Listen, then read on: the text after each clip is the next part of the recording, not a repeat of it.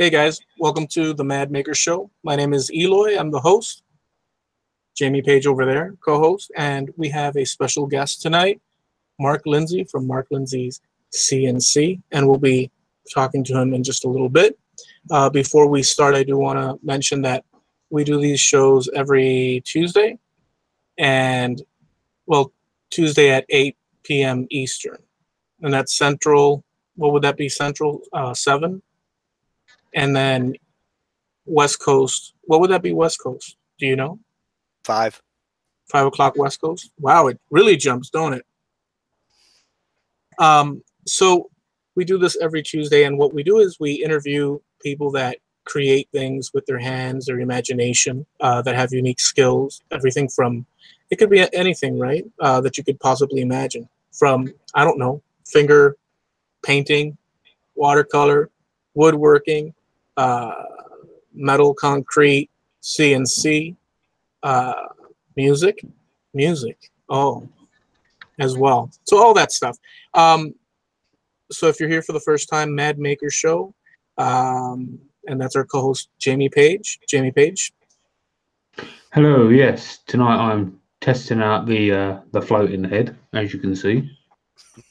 It seems to be working rather well. With regards to my social media, you can find all that stuff over at jp-woodwork.com. That is my website. I'm 1/5 of Makers International Podcast, which the website is makersinternationalpodcast.com. Both of them websites are brought to you by Harnealmedia, which you can be found at harnealmedia.com. And that is about it. Oh, I also just released a video today, which is a collaboration with Sophie from Make It Sophie. She was also a previous guest on the Mad Maker Show. So if you would kindly go and check that out, that'd be truly grateful. Back to you. You're darn good at you know, it just reminded me of a whole slew of things that I never even mentioned, or mentioned just briefly, but I'll just mention one. So I write music, right? And I've been posting songs that are downloadable on my website, and you could go to rockinwoodworks.com and check that out. I came across, I'll tell you this briefly, I came across a video last week, and the guy is playing music, and it's soothing, calm, relaxing, peaceful music. The guy's like blown up all over the place. I think he's from Norway or something, whatever. And I said, oh, I listened to it. I was like, oh, well, I could do that. I mean, there's no rapid chord changes. There's nothing. It's just like, for like hours. And I was like, wow, blown away. And I did 2 tracks of that and posted. I'm going to be injecting more of that. And also my rock and roll. And I just did a song today. But point of the story is that, as I was writing that very slow music, it relaxed me so much I started falling asleep. So it's meant for that. So go check that out if you need some tracks and stuff. So with that said, I want to welcome Mark Lindsay. How you doing today? Dude, I'm glad you that you joined us and are here to be interviewed. Are you sure you're ready for this? You know what, Eloy? First of all, thank you for having me. I really do appreciate it. And yeah, sure. Give it to me naturally. I'm ready for whichever direction you want to go. I just want to say I objected. You did. No, he didn't. No, I didn't. I just want to say so I want to say this. I was over at Javi's, and I don't know what the heck we were doing over there, but Javi is like one of the few makers, if maybe just the only other one that I know from like YouTube and that lives in my area, or I live in his area. Actually, they're 2 different areas, but he lives in the more ritzier, you know, spacious greens, you know, golf carts, you know, little lemonade stands. And over here we've got machine gun turrets on the rooftops and stuff in Sweetwater. And it's just 8 miles away. Go figure. I might be exaggerating, but So I was over at Javi's, and Javi or we were recording a video, and Javi had Mark Lindsay's mug hang. I think that was the first time. I think you got a kick out of it, Mark. But I looked over on video. I said, "Oh, look, that's Mark Lindsay." And I really didn't have much knowledge about you, but your logo was so, it burned into the first time. Who knows where I saw it the first time, but I remembered that logo. What do you think about that? I get a lot of comments on that logo, and I wish I could tell you that it was some flash of genius or that I worked, you know, hours and hours or something like that, but I just can't. I whipped that together in about 5 minutes and thought, you know, I wonder how this would go over. And I showed it to my wife, and she said, yeah, run with it. I mean, people know you you wear glasses, you know, when you're sitting here at the computer, and you wear sunglasses outside. So, and you've got the mustache that people like to comment on, go for it. So the rest, as they say, is history. It really is. I mean, just drew up a few things, put a circle around it, knowing somebody was going to put that little diagonal across it. But I figured, yeah, what the hell? I don't mind being the butt of a joke. And it just kind of fell together. Yeah, it's perfect. And the rest, as they say, is history, you know. So let's start off, Mark. I think everybody knows you, but there has to be people out there, I don't know, in some island nation that doesn't know you. So let's ask you a few questions. So starting off, can you please give us a little bit of history, where you're from, and just your current, you know, whereabouts, just a little bit of that. Okay. Well, I live in a small town, born about 8 miles down the road. Small town in Southern Oregon, nobody's ever heard of, called Medford. We're about 30 miles north of the California-Oregon border on Interstate 5, and it's rural. It's cattle ranches and sheep ranches and timber mills and agriculture. More trees than a kid could climb in a lifetime. A lot of good hunting and fishing out here, not far away. It's just typical country living, but that's got good things and bad things that go along with it. For instance, you know, we don't have an Apple store around here. The closest Apple store is 270 miles to the north in Portland. So if you've got a Mac or an iPhone or something like that and it breaks down, you're driving to get it fixed. So, do you have an Apple? Nope. And that's why. And that's why. You know, so there's some things it's difficult to find around here, but for the most part, we've got just basically everything we would need here. You know, as I said, born here, 4th generation, and left the valley to go into the military, saw the world, and came home. So wow, that's a pretty quick recap right there. I mean, it is, you know, it's.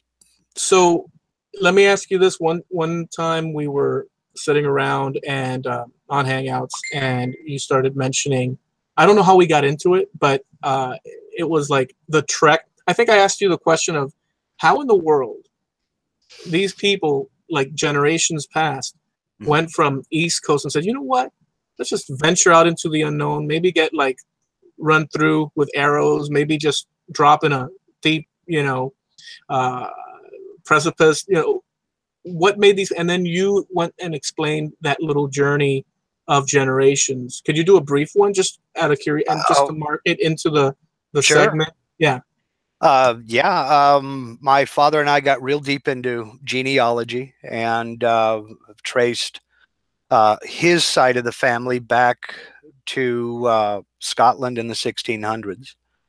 And basically they came over here before it was a nation. I have an ancestor that fought twice in the Revolutionary War, and they settled first in Maryland. Then, as the boundaries started getting pushed further west, went to Pennsylvania, then into Kentucky, then up into Indiana, then out into Missouri, and eventually out here when it was still the Oregon Territory. I mean, you know, I'm fourth generation to be born within 50 miles of the original homestead.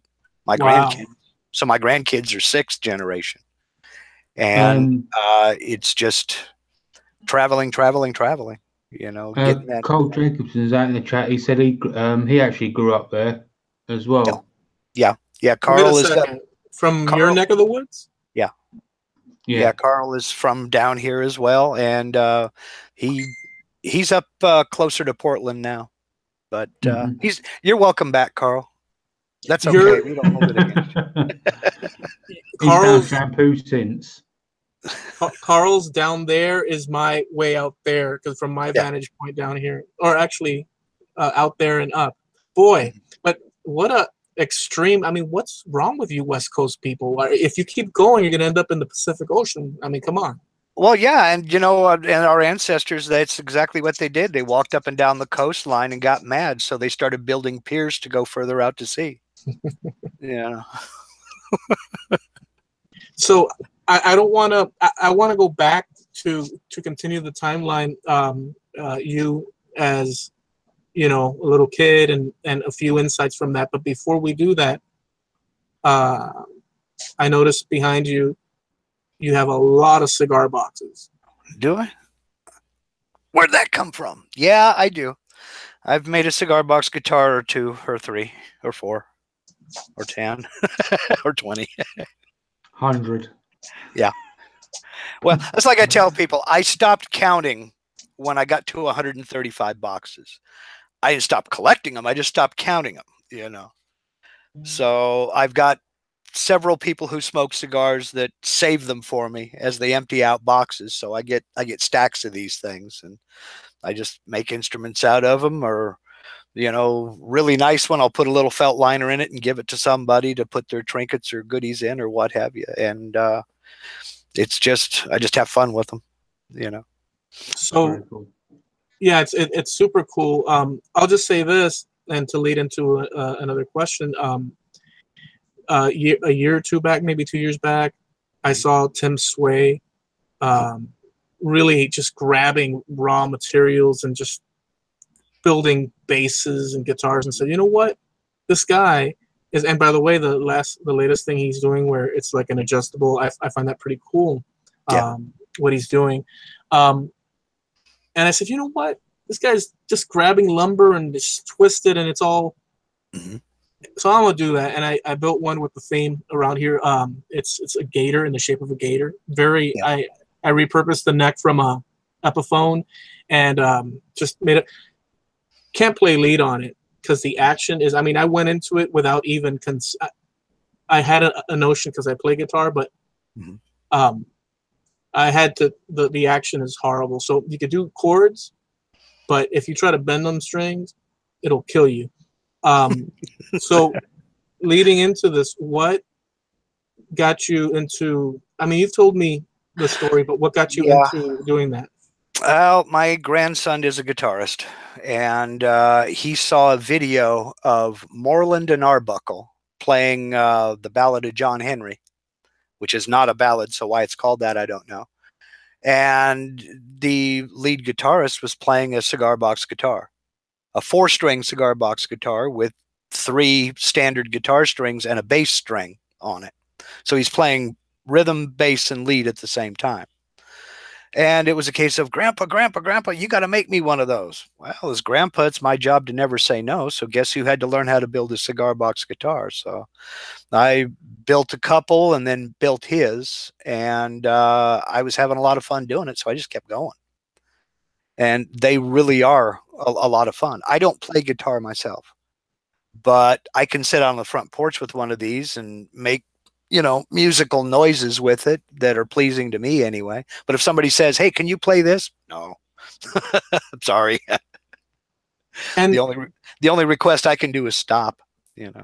And with those guitars, so, I mean, you go about the business of shaping the neck, and does that neck go through the whole darn cigar box, or how does that work? Yeah, it does. It goes through the entire box. It goes from one end to the other, and it's fastened at the heel end of the box. and there's internal bracing and what have you. There are as many ways to build one as there are builders. And I don't think I've seen two people build them exactly alike. Some people will go so far as to actually cut out hardwood to fit inside the box. And then it becomes just like building a normal solid body electric guitar. They'll cut a neck pocket and carve a neck to fit it and bolt on, or do a set neck, gluing it in. Where others will just use, you know, whatever they happen to have around. And let me ask you this as well. So you gave a little insight about your obstacle of sort of, and I want you to tell me that, you know, for everybody, so they can hear that. I found that a useful, you know, you said that I always felt like it was those other people that could build these things, and you know, I'm not even gonna, you know. So can you give us the thought process, all that? Yeah, I was always really intimidated by it. I've wanted to build a guitar for years, and I mean, I'm talking about back into the, you know, late 80s, early 90s. But I always thought that was way above my skill set, simply because I come at this from first a trim carpentry and then cabinet making and then furniture making background, where I'm used to a 1/4 inch builder's tolerance. And getting something like a fretboard where you have to specifically cut a slot in a fretboard in exactly the right place, or all that work is gone, because that one string is going to be out of tune, or that one fret is going to be dead. I always thought that was way above my skill set. And finally, you know, my grandson giving me the kick in the tail end that I needed, you know, got me into going on YouTube and researching the various guitar building forums and luthiers forums. And I've never gone to a luthier school, although I'd love to. But there are various training programs online that you can look at. And I finally decided that to break it down into the components, what are they doing? I can measure, I can cut accurately, I can cut square. And that was the intimidating part.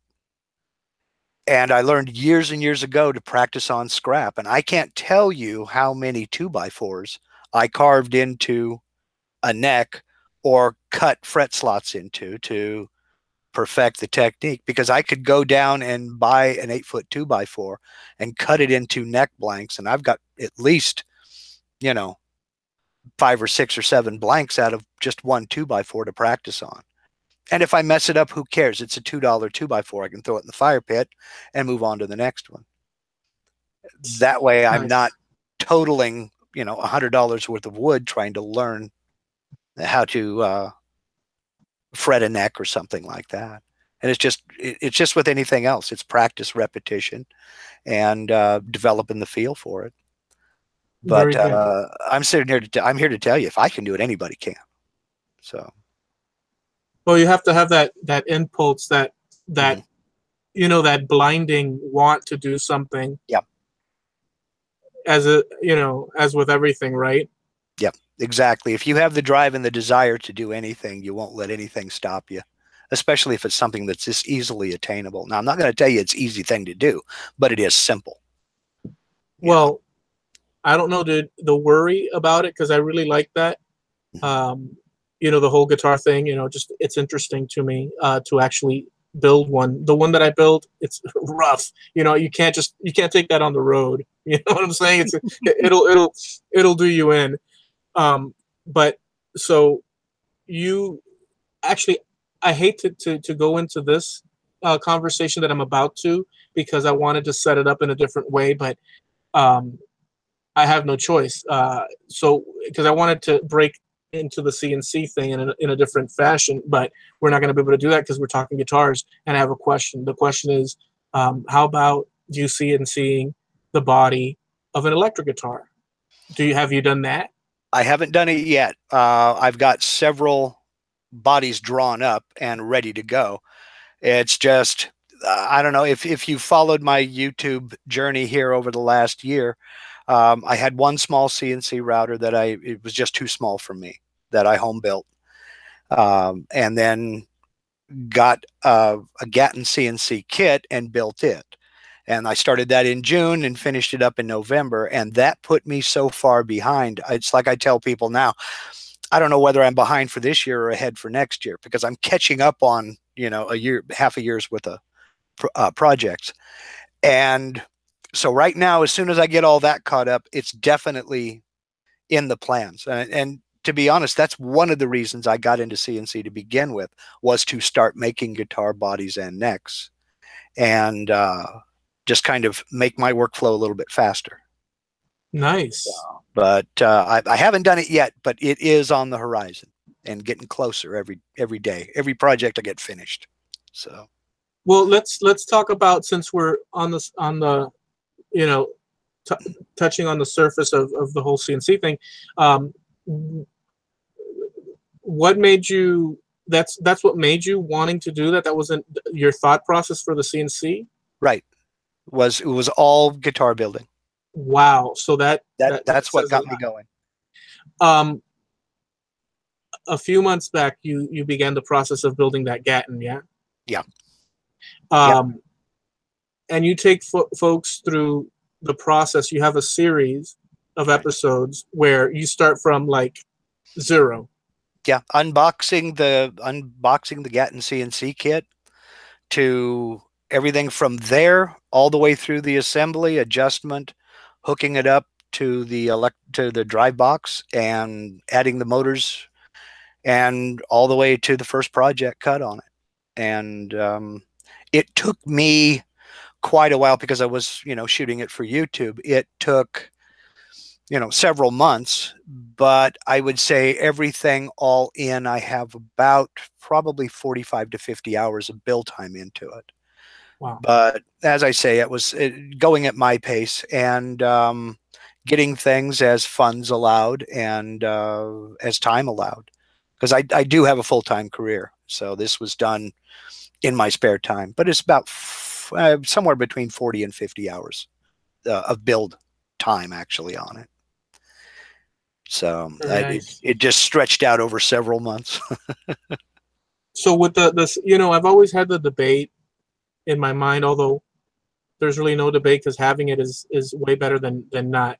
You know, the whole thing about, and a lot of folks out in the chat that are watching, some of them might have CNCs and others not. I don't know how that works. JP just wrote on the sidebar that there's some questions coming up, so we're gonna pause for that. I did have a question, but let's and who's out there too, please. Who's out there? Right, we have got Kevera. I think I pronounced that right. Or you see that as Kevera. Javi's Woodshop, Portal Woodworks, Jake Thompson, Steve Nealon, which is also Harnealmedia for all your website needs. Portal Woodworks, Tracy Keaton, Crosscut Creation, Herb Lichtenberg, OJ Woodworking and Crafts, Dirty Smith. Let's go up a bit further. Tracy Keaton, did I say that one? Yeah, I think I did. Doc was out there. I think he only dropped in quickly. I think, Drew's out there, Carl's out there, Frank's DIY, Thomas Spillane. That's it for the time being. But anyway, yeah, it's a couple of quick questions. Javi also did mention, Mark, that you was the first person to go in a hangout with him, so you're basically the reason why he's here. So remind me to punch on the nose when I see you next. That's right. You know what? I've been married twice. I've got 3 daughters. I'm used to it being my fault. Bring it on. Right, let's get to some questions. And this one comes from Crosscut Creations. What made the CNC so appealing to you? Several things.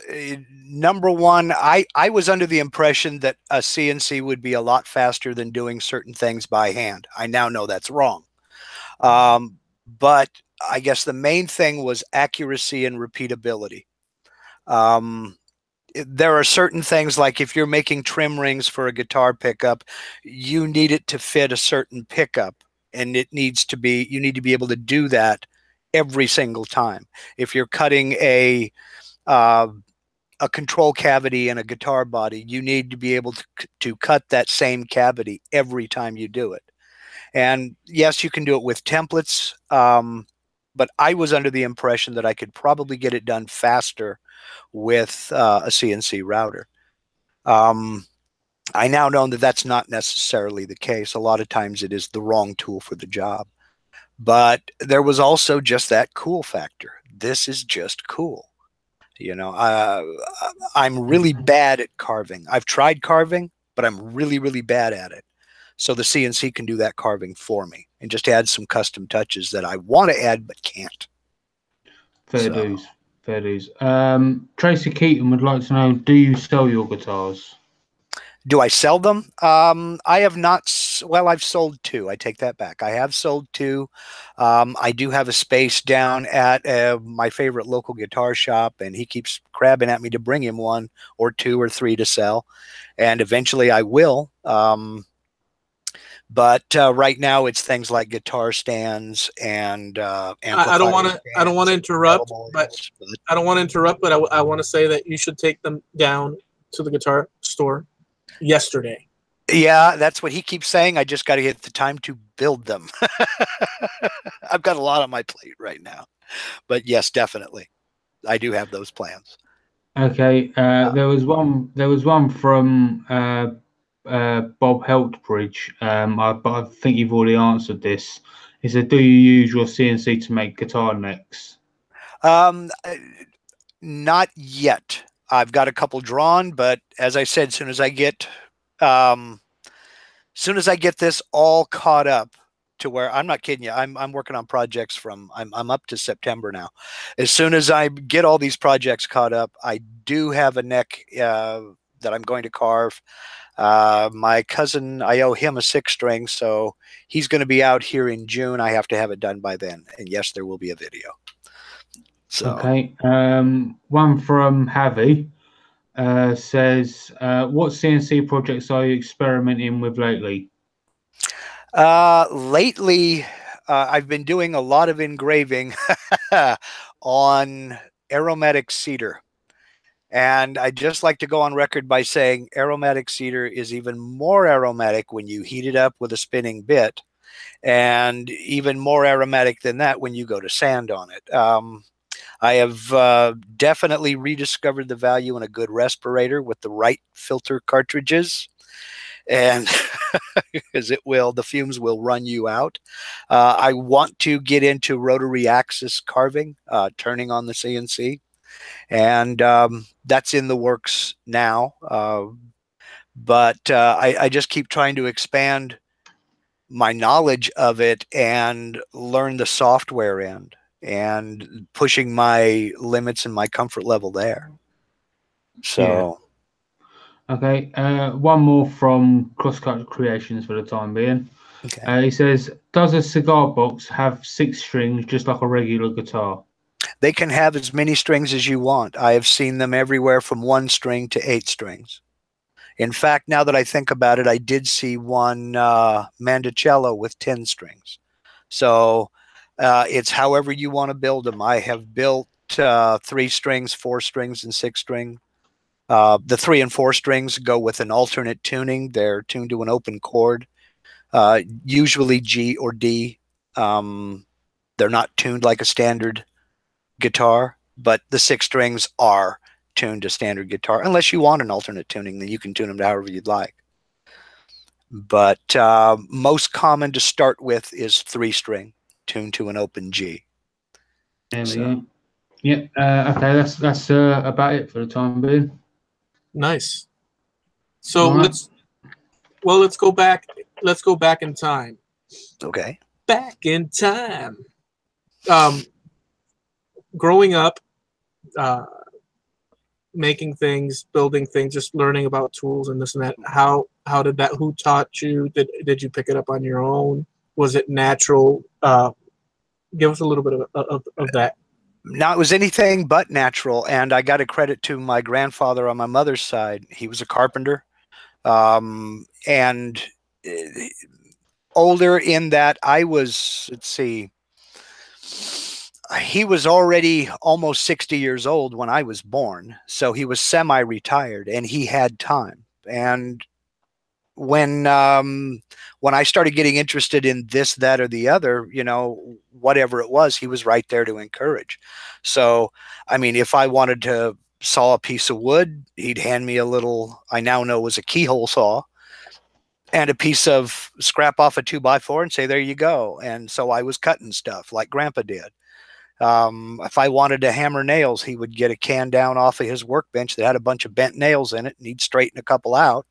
And I'd go out to one step on the back porch and drive nails into that one step on the back porch. And I think when they finally took that down and poured concrete steps in, it must have had 2 pounds of nails in it.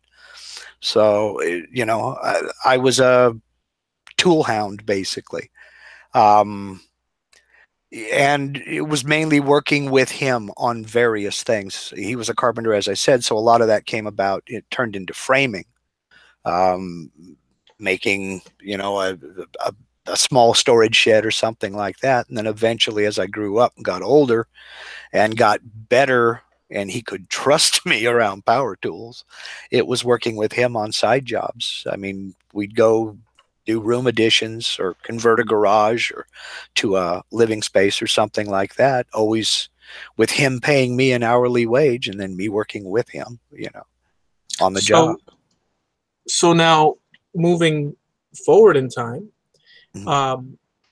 when, I don't know how to ask this because I want to, let me see, when did you come across the maker community as I can't say as we know it now, but, you know, sort of that, the maker community?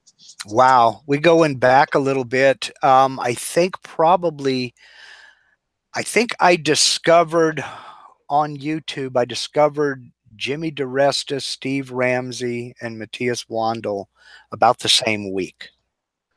And what I did know at the time, we're looking at, oh boy, 2010, 11, something like that, 12, somewhere in that neighborhood. And they were all new. Matthias was still working on building the Panta router and just putting up videos. And I remember thinking to myself, people actually do this. They video themselves making stuff and other people watch it. I didn't know anything about YouTube or any of that. And so just kind of following that along. And as I see more channels pop up and more people and projects that were interesting to me, I'd subscribe and watch their videos and subscribe and watch their videos, and just kind of snowballed from there. Yeah, I've always mentioned to people, and I think a lot of people think that it's a crazy thing or just ridiculous, right? But some things that make sense to you and the way you know, articulate it can be two different things. But I've always thought of this happening with the maker community and just all these people. The fact that there's a common thread, which is I can build this, I can do it with my two hands, with my mind, with my imagination. That concept, that human spirit of attempting what many might find impossible, and it could be as simple as, for goodness sakes, you know, building like a little candle holder, like I did for a customer, or it could be, you know, guitars. That spirit is that unifying thing. And then you have all these people. I've always thought, in comparison to like the big musical movement of the 60s, starting in the 50s and then escalating in the 60s and 70s and so on, that we're all with our little icons and you know, channels, like different little bands. In my mind, that's how I look at it. We're all, you know, some are the Beatles, some are, I don't know, Jefferson Airplane, others are the Backstreet Boys. Quickly, who are the Backstreet Boys? Type that in. Some people I don't know, but they've done it their way.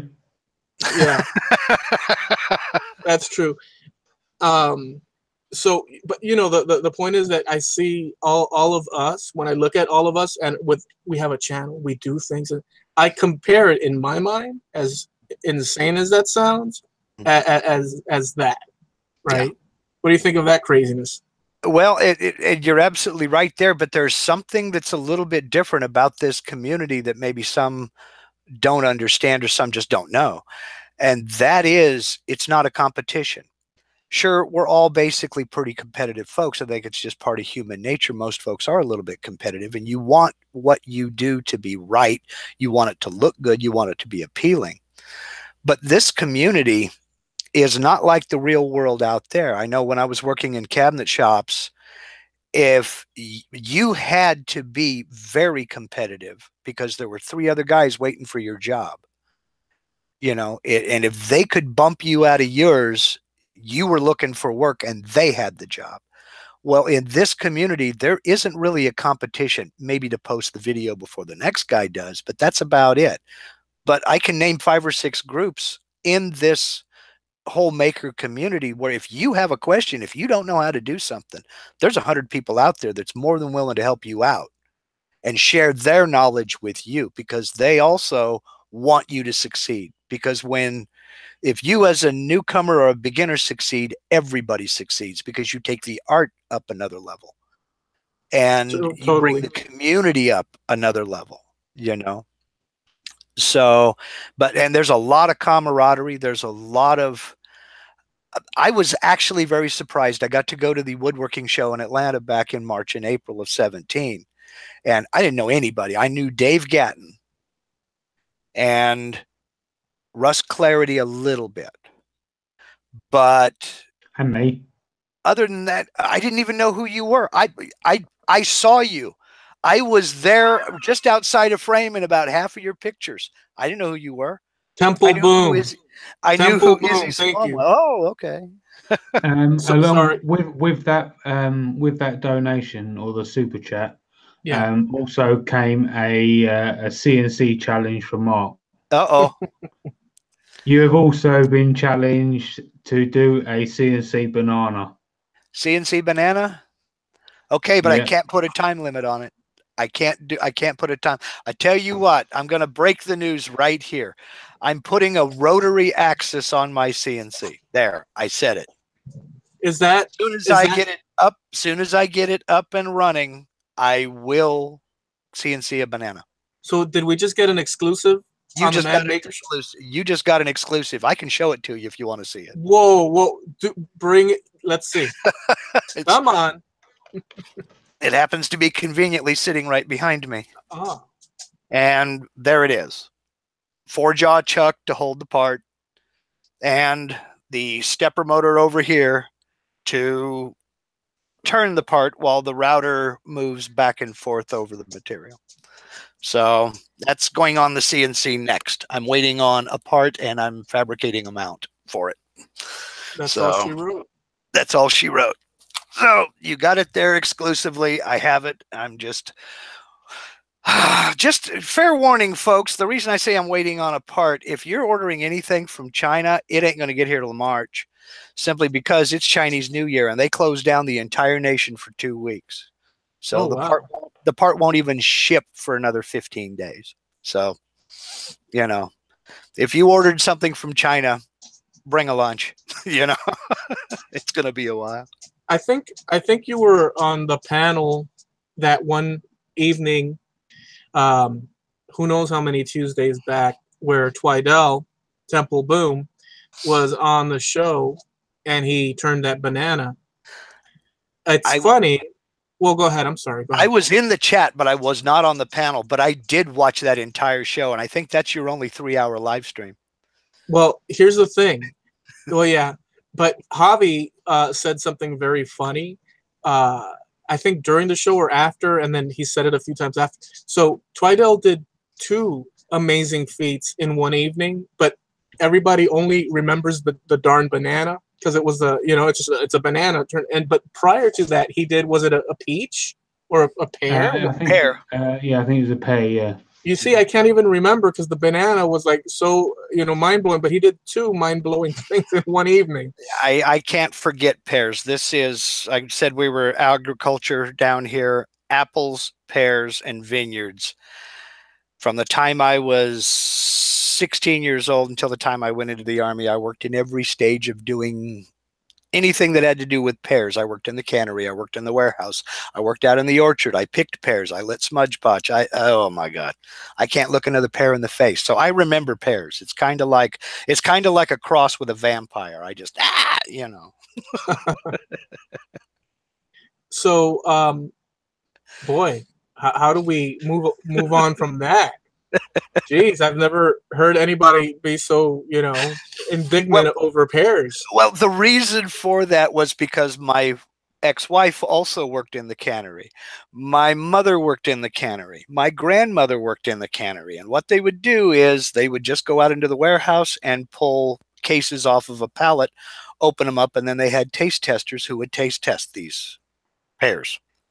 Oh my goodness. They'd open up all the cans in that case, dump them into a big food safe barrel, you know, and the testers would come along and taste test and everything was okay.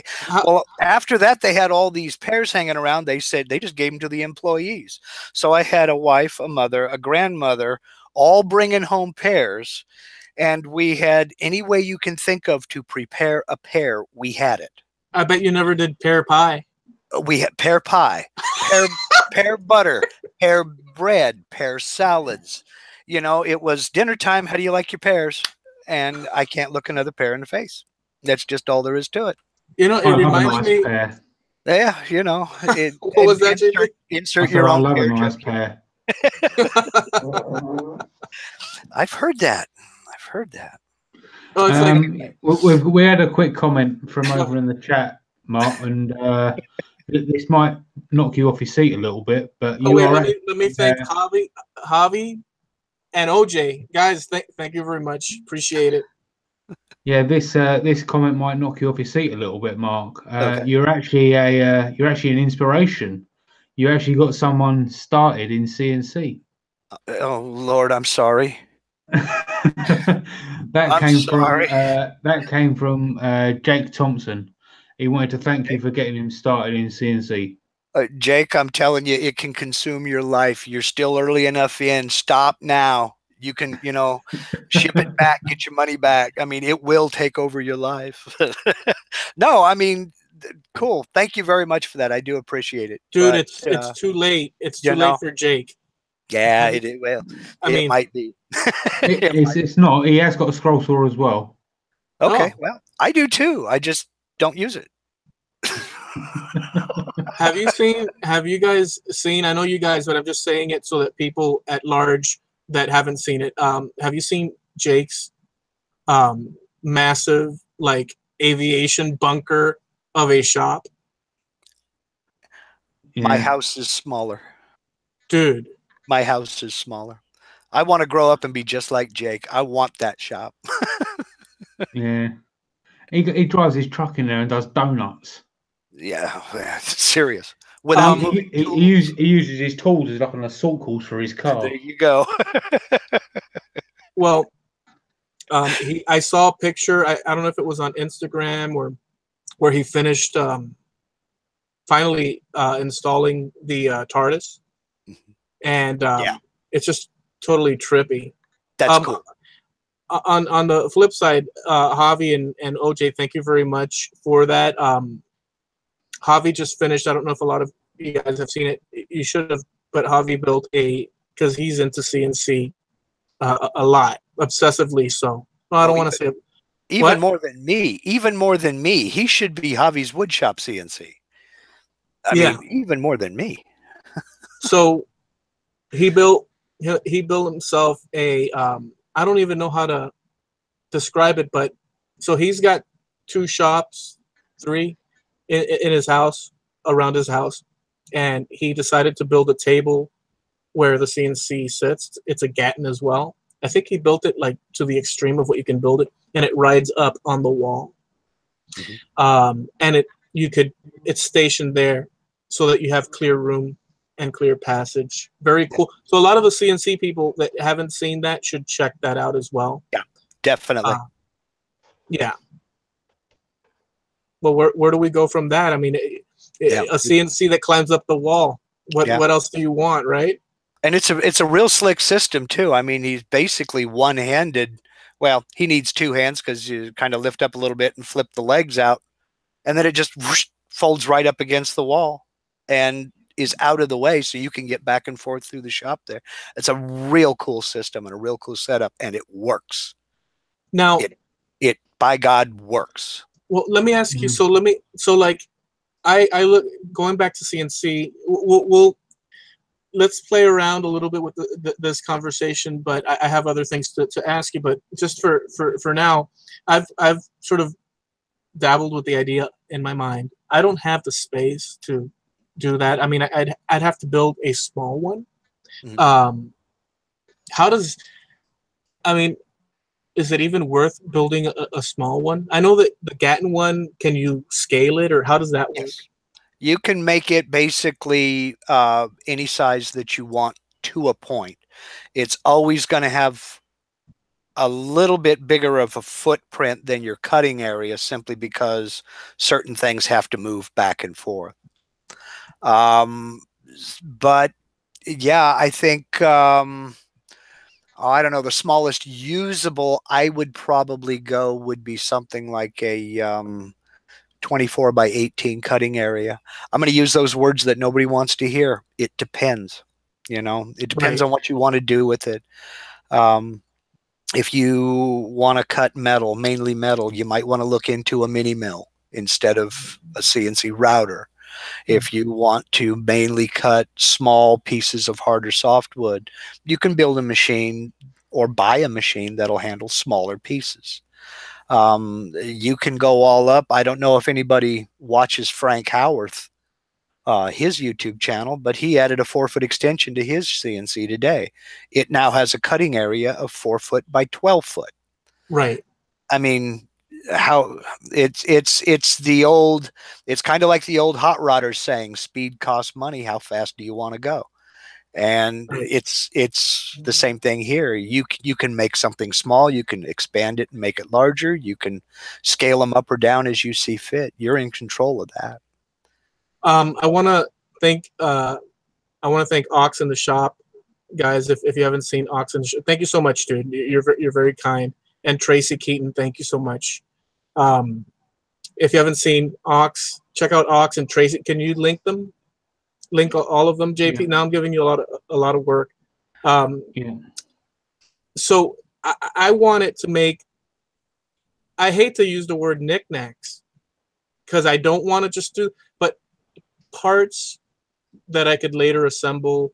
You know, and I guess I could do that with a smaller CNC. Yes, certainly.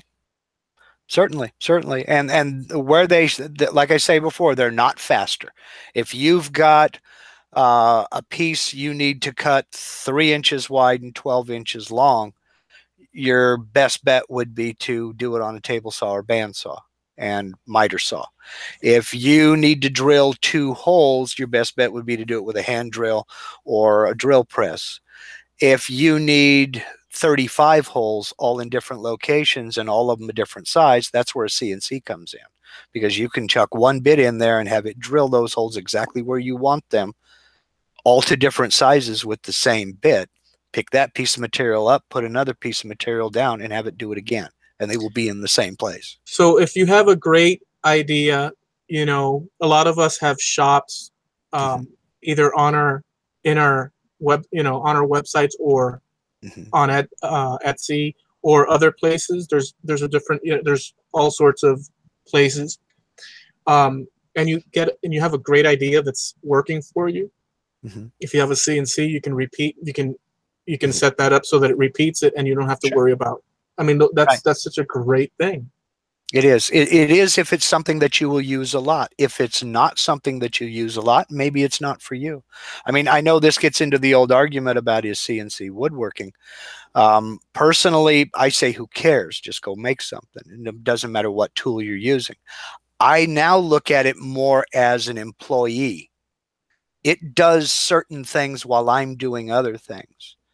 You know, that's a great way to look at it. You know, I can have it cut out the perimeter of something and put holes where I need it to go, but I'm the one who's going to come back and sand it and shape it and do the assembly and what have you. But it's an employee that doesn't call in sick, that doesn't come in hungover, and is willing to work Sundays without a lot of drama, you know. So that's basically what it is. I don't do I've only been using CNC for 3 years. I've been woodworking, though, in one form or another for over 40. So I've kind of pigeonholed myself into the CNC thing for another reason. But that's not all there is. You know, there's a lot more out there. The whole CNC thing was mainly, and the reason I call myself Mark Lindsay CNC was mainly to differentiate me from that guy in Paul Revere and the Raiders, because he's my online nemesis. But anyway, that's my problem. Yeah. What is it you actually do as a job then? I'm in real estate, which is to a lot of people one step to the side of used car salesman. But you know, I help people find a home and get into it, or help people sell a home and get out of it, whichever. And it's a lot of fun. I'm basically a nosy person, and I get paid to go snoop in other people's houses and see what they're doing.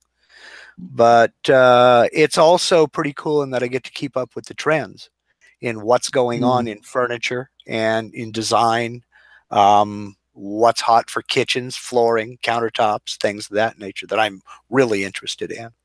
Do you get to take all of, like, say for example, the company posts them pictures of the houses that are for sale on the website? Are you one of them people that takes the pictures of the really wide angles that makes the houses look bigger than they really are? No, I hire a professional photographer to do that. And real estate photography is extremely difficult, in that when you're done, when you're finished, sometime this evening, grab your phone and go to any room of your house, stand at the doorway and try to take a picture of it. Then go look at that photo and tell me you would buy that house looking at that photo. They have to get as much in as they can, and it's real hard to do without some sort of lens distortion to make it look like it's humongous without being humongous. You know? With or without, like, clothes draped on furniture and stuff, that photograph? It depends on, you know, if the next door neighbor's house is on fire, close the curtains. You know, if he's got 3 cars on blocks, close the curtains. You know, it depends on what you're trying to highlight. You know, it's see, maybe that's just what Jake's done. That might be. He could be. Maybe, I don't know. Maybe he has a real estate photographer in his family who's giving him some tips and pointers. Yeah, or he's just a little person. Yeah. When you know, when you hear about a certain person mentioned, there's always like a mental snapshot that pops into your, or at least with me, I don't know, maybe that's just me, but like there's an association, just like, you know, there. And when every time somebody says Jake, I see this huge facility, like, you know, just a huge bunker that goes on, and, you know, a hangar that goes on and on. That every time I hear the word Jake, I hate to say it kind of makes Jerry Blakesley's shop look like a garden shed. And speaking of garden sheds, well, you're better than me, Javi, because all I think of is State Farm. But, you know. Yeah. So let me ask you, Mark, you went into the Army. Yes. Twice. At what age? Twice. Twice. Yes, I went in at 20 years old, married, had kids. The timber industry crashed here in Southern Oregon in late '81, and to the point that unemployment hit 32% in this valley. And there just was no work. I was working construction. I had 2 uncles that were contractors, yay me. So I was working construction, but then the construction jobs just weren't coming in, and I needed something. I had to get out of this valley and get to work. So I joined the Army and got out 2 years later, regretted it. Some things happened in my life. My ex-wife and I split, and I went back in 2 years later. And you know, so yeah, I enlisted twice. You always mention a lot. Well, when we're having the conversation, you refer back to a few times to Hawaii. Yeah. Yes. Traveled all over, lived in 14 states, 2 different cities in Germany. We were stationed in Germany for 3.5 years. We were there when the Berlin Wall came down. It was a crazy time. And I met my wife in the Army. We got married while we were both stationed at Fort Campbell, Kentucky.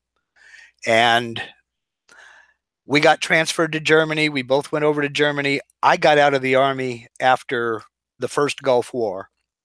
She was going to get out of the Army, but she had about 1.5 years left on her enlistment.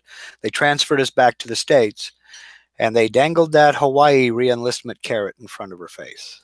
Re-enlist for 3 years, you'll go to Hawaii. So she bit. We figured, what the heck? People save up all their lives to go spend 2 weeks, and the Army's going to pay us to live there for 3 years. So she re-enlisted. We went, and the rest is history. Our 10th anniversary, our 10th wedding anniversary was flying back to the mainland after our assignment there. We were in a plane. That's so cool, dude. So you loved it there, yeah?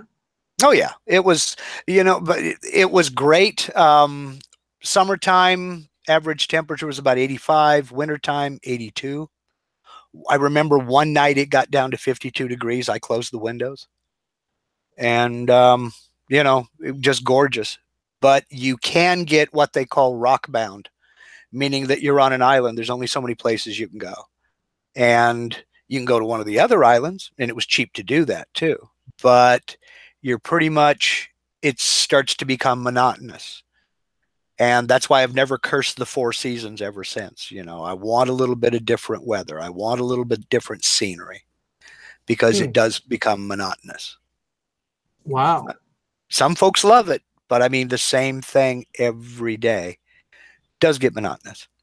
I mean, but but there's plenty of, it's not like a little island with one palm tree and like a rock and you're sitting there. You're absolutely right. However, from our house, we could drive up to the North Shore, drive all the way around the island and come back. And it was 109 miles.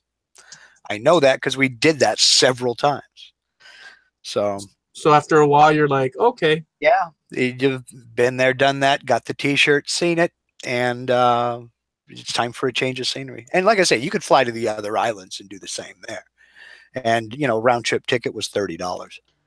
So it wasn't like it was expensive to travel, but except Kilauea Crater, I could spend the rest of my life on Kilauea Crater crawling around, because I just found that fascinating. But you know, we've got we've got a question from the chat from Mr. Ragtie. Okay. He said, what are the limits you'd like to push on your CNC and future plans with it? What are the limits I'd like to push? Well, I tell you, I don't know if it's a limit I want to push, but I really want a laser.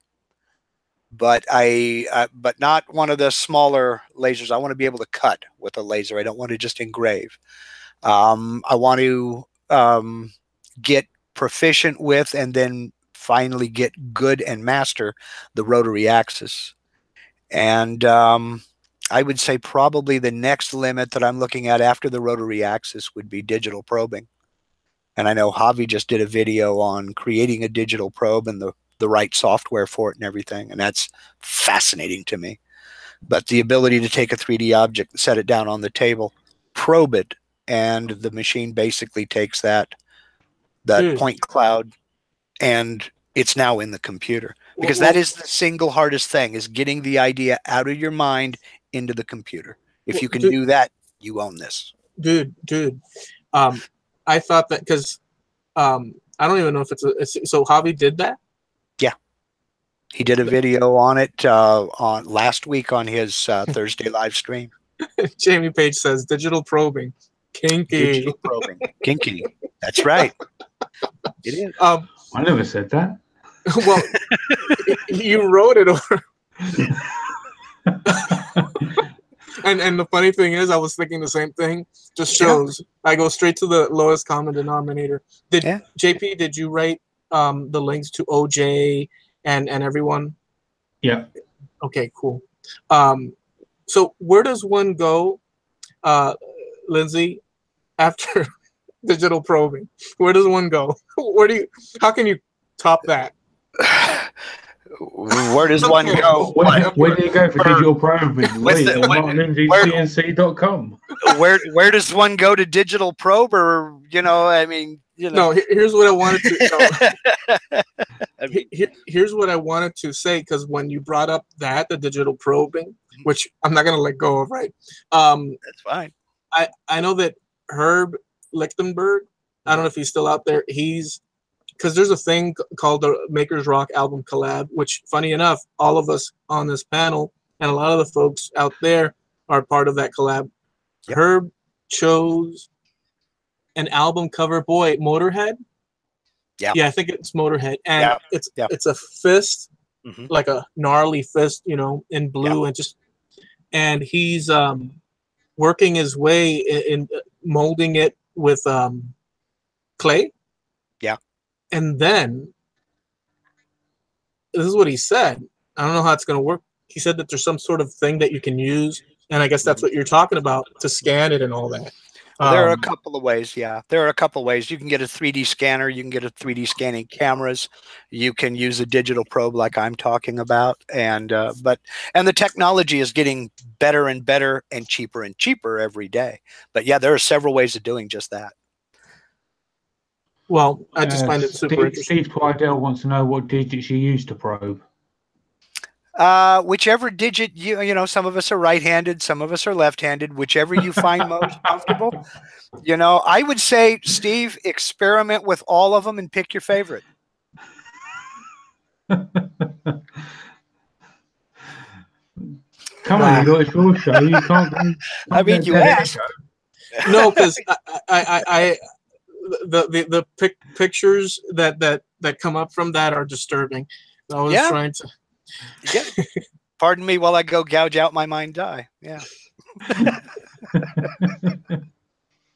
So Mark, Ragtie asked you that question of the limits, and you hit us with what you hit us with. Thanks, Ragtie. Yeah, thanks, Rag. I'm just going to say to everybody, get your mind out of my gutter. It's too crowded. So. I just find that fascinating, though, to be able to scan something, bring it into the computer, and be able to work with it. And I guess you CNC it from there. My goodness. Yeah. I mean, the possibilities are endless, There's a lot more to it than that, and that's why I say it's simple, but not necessarily easy. There are several more steps involved than that, but that gets into the learning and mastering the software. And because, I mean, I've only been doing this for 3 years, and I know a lot about a little about a lot, but there is so much that's unexplored for me yet. And back into the whole is it woodworking thing, who cares? I just know that it's here to stay, it's getting cheaper, it's not going to go away. So rather than ignore it and sit on my front porch with my dog and my rocker screaming at kids to get off my lawn because I refuse to change, I want to be a part of it, ride the wave, and have fun with it. Because that's what my entire woodworking thing has been, whether I've been building a chicken coop or, adding a room onto a house or building cabinets or building furniture. It's always been about the fun of actually working on something and building it and having a physical, tangible object that I can point at and say, I made that. That's awesome. What it's always been about for me. And the process, some processes I enjoy, some processes I don't enjoy. You like sanding. That's one thing that has always disturbed me. And well, let me just preface it so we talk a lot, behind the scenes, Lindsay and I and all of us, right? And we were having, and it's come up like 2, 3, or 4 times. Mm-hmm. And Lindsay, and we're all saying, oh, sanding. Oh my goodness, sanding. And then Lindsay pops up to be the contrarian, or because he naturally does enjoy, but he says, you know what, guys? I enjoy sanding. And it was, to me, it's like, what? So you enjoy, Well, I look at it this way. It's a necessary evil. No, it's not on my list of things I want to do today. It's a necessary evil. You've got to do it. It needs to be done. So I turn it into like almost like mowing the lawn. It's my moment of zen. I'm by myself. I'm with my thoughts. I got my headset on if I'm using power tools, if I'm hand sanding. I know I'm going to be left alone. And I can think about things. I can, ponder the mysteries of the universe or try to figure out why the devil that glue got left outside and now it froze overnight and why I got to go buy another bottle. Whatever it might be, people will leave you alone when you're sanding because they don't want you to hand them a piece of sandpaper and put them to work. So that's true. And it's just like the lawnmower, I can't hear anybody. I can't see anybody. And people leave you alone because they're afraid you're going to hand them a rake. Right. They're like, oh, this guy's working. I don't want any part of that. Let's leave the guy Exactly. alone. I call it my moment of zen, and I'm alone and with my thoughts. I have it to do. Why not try to put the best face on it? It's not that I like it. It's just I don't mind it. Okay. So let's do this at this juncture because I want to touch a little bit upon this. I think maybe Javi thought that it was gonna be all about this, but no, we've controlled ourselves. So let me ask you this. Okay. You love music, rock and roll, a lot of the older stuff, but not limited to. Right. But your interest in rock and roll, or I call it rock and roll because I identify with that, but or blues, right? Just American root music, I identify with this. And so I think we share that in common a lot. What do you think? Yeah, definitely. The interest. And yeah, it all goes back to guitar with me. I love good guitar, and I don't care what style it is. I can get just as into bluegrass as I can get into blues or country or flamenco. I mean, you name it. If somebody who can handle a guitar and just make it sing, and you know what I'm talking about, I'm all in. I love it. Always have. So and also the history, because I don't know about you, but maybe I'm a little bit of an exaggerator on it, but I went as far, like my love of music went into like the lives of the musicians, how the bands were formed. I mean, everything, what instruments they used. I mean, I was like for decades, researching all these things because I wanted to know what made them tick to create what they did, be it Led Zeppelin, the Beatles, for sure. My goodness, Black Sabbath. My goodness, just listening to Black Sabbath. I know it's heavy music for a lot of people, but to me, my goodness, the guitars, they down tune, right? They drop tune those guitars because that guitarist, Tony, is missing a finger. Just all the stories and all that, fascinating to me, right? Is it the same? Did you study all that, like investigate curiously, or no? I did a little Tony bit. Iommi.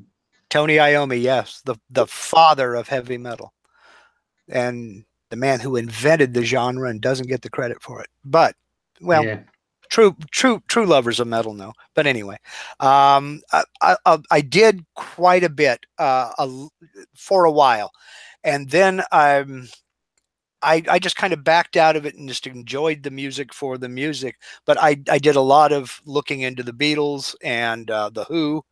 And Stevie Ray Vaughan, still my all-time favorite guitarist. Clapton, I mean, if they had a strap over their shoulder, I was looking them up and looking into them and checking things out and seeing how it formed. Pink Floyd and whatever. Watched too many documentaries, read too many articles, but I was starting to lose the enjoyment of the music itself, focusing on the minutia. So I had to back out of that and just take in the album, Okay, so question. Oh, go ahead. I'm sorry. I was going to say, but yeah, anything from the 50s on up, I'm sure I have certain bands that I follow and listen to, but certain styles that I like more than others, but 50s forward. I mean, I can even get into some 40s, but just depends on who it is. Yeah, that's a good time frame for me as well. 50s, and I can go back. I do not mind going back into the 30s and 20 and listening to really old music, the jazz, just ragtime stuff. Have no problem with that. So let me ask. I Go just ahead, want to quickly point out, and I agree with Doc. There's no love for Geezer Butler here, and that's typical. Nah, don't think so. You know what I'm talking about, surely. Geezer was the drummer. He was in Black Sabbath. But was he the drummer? No. That was the bass player. Yeah. Yeah. Awesome, and the drummer, by the way, as well. The drumming. My goodness. But let's do that. My question for all you guys and you guys out there is, and there's too many to pick from, but what's your favorite album? I'll start with Lindsay. From an engineering standpoint, my absolute favorite still has to be side 2 of Abbey Road. The Beatles. You could take the whole album. You don't have to just stick with side 2. I just like the way side 2 was engineered, how one tune flows into the next and how it just kind of melds and just works its way through. For an entire album, you could come back to, well, everybody's going to say Dark Side of the Moon, so I won't say Dark Side of the Moon. Wish You Were Here was similar too. There are too many just to name one. I mean, no, just name one, even though there's too many. The first one that pops into my brain would have to be Abbey Road. And name a second one. A second one?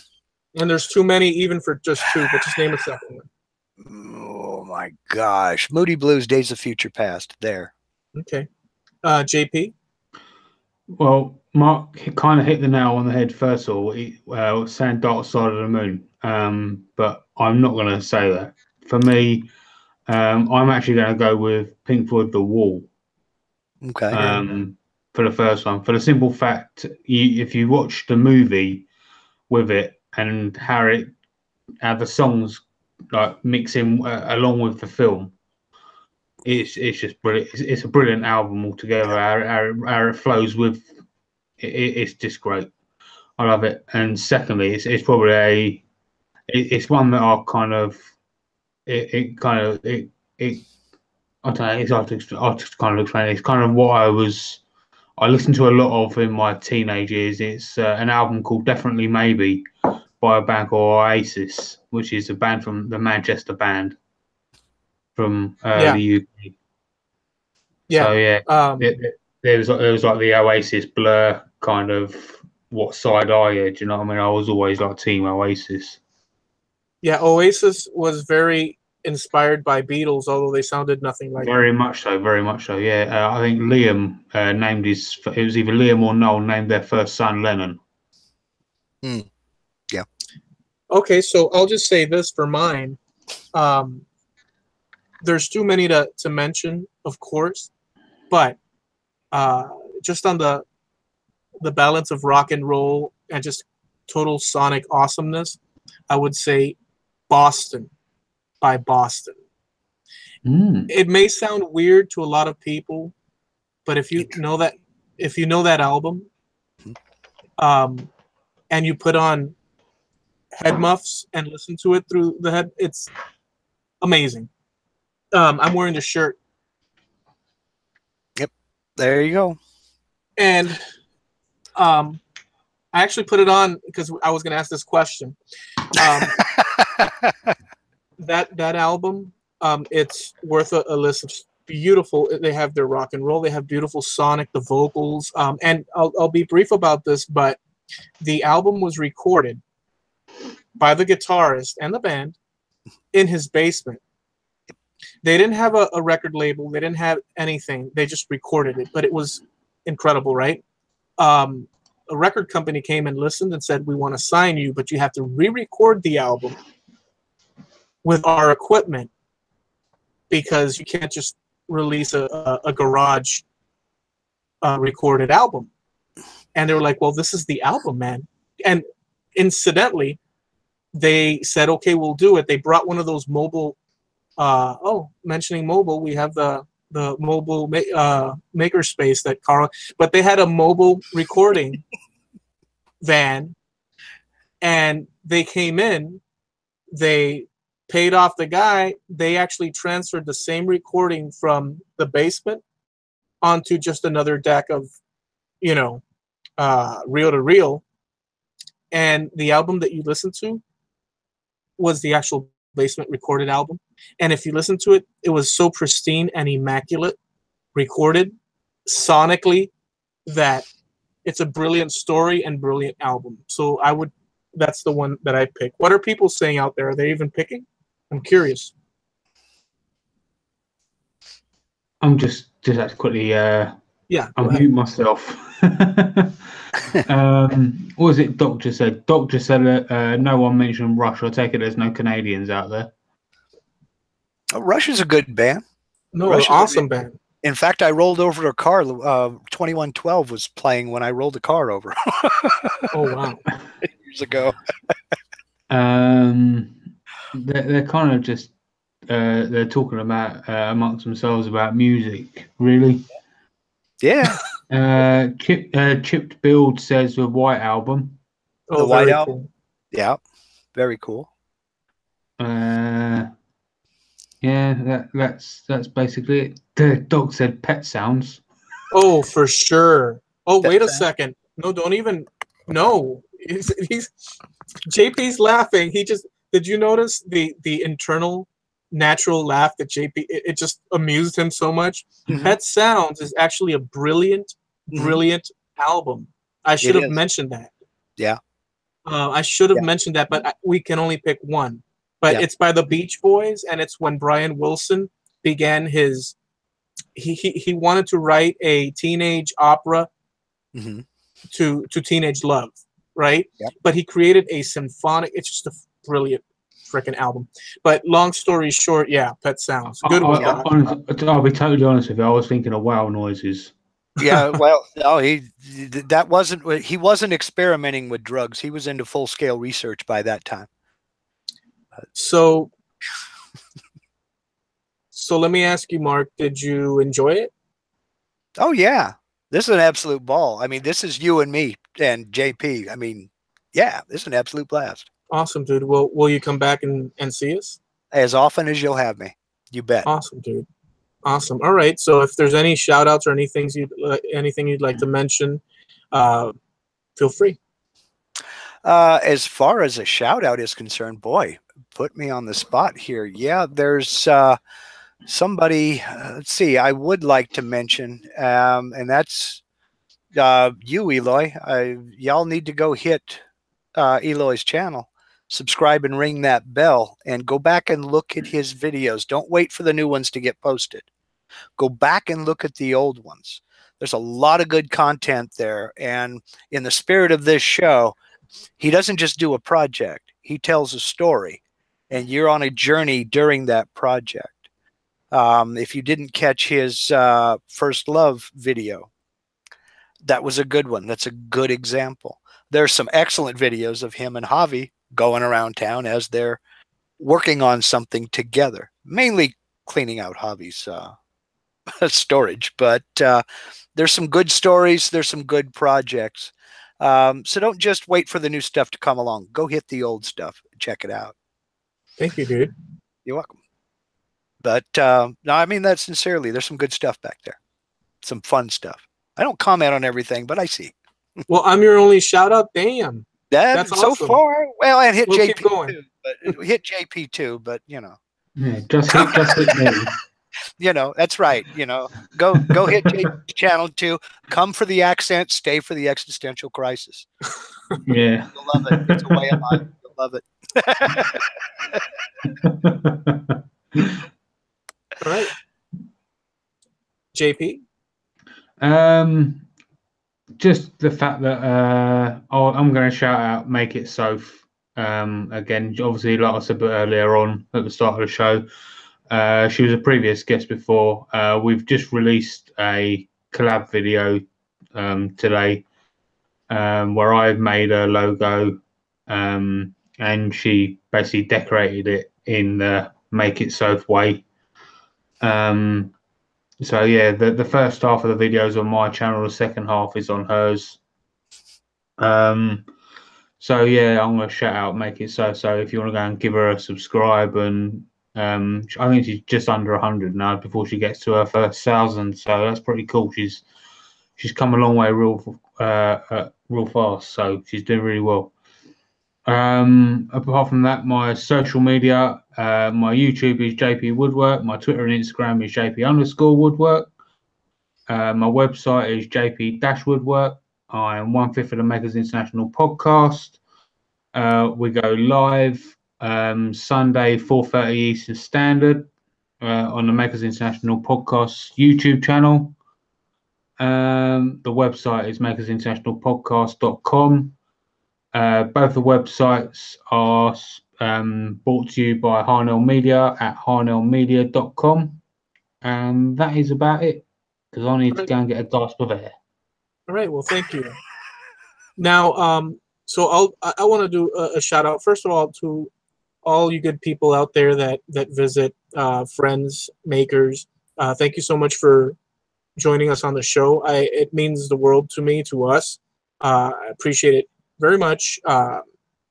And I want to shout out Steve Nealon as well, because he does a lot of work behind the scenes. He's a maker. He's Harnealmedia, like JP was mentioning. He's always busting butt trying to, get websites and folks, makers, what they need to run their operations. Not seen in front, always behind the scenes. So a shout out to him. That's Harnealmedia. And you can find that link if you need a website. I really do appreciate Steve's, hard work. That's why you see me included in links on my videos and, pop up the thumbnails and whatnot, because he's made a lot of things possible. We appreciate it kindly. So, Steve, you old dog. And that's about it. So, listen, Mark, thank you. JP, thank you. And you guys out there, appreciate it. Thank you for the super chats. We'll catch you guys next time. See you. Take it easy, everyone.